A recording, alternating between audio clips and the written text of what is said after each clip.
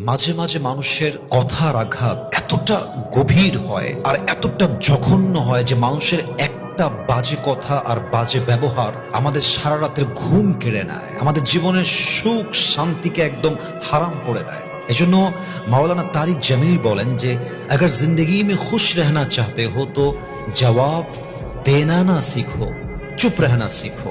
उसने वो कह दिया, ये कह दिया, यूं कह दिया, क्यों कह दिया, ये मत कहो। हमेशा ये कहो कि जिसने भी जो कह दिया मुझे कोई एतराज नहीं है, मेरा सब कुछ मैंने अपने अल्लाह पर छोड़ दिया है।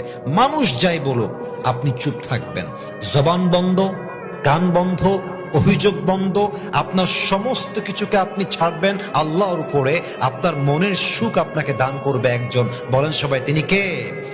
এই জন্য মানুষের কড়া কথা, বাজে কথা, গালিগালাজ এগুলোর জবাব দিতে যাবেন না। যত জবাব দিতে যাবেন আপনার মনটা তত বেশি খারাপ হবে। এই জন্য আমরা আমাদের সমস্ত অভিযোগ, সমস্ত কষ্ট সবকিছুকে ছাড়বো এক সত্তার উপরে, বলেন সবাই তিনি কে?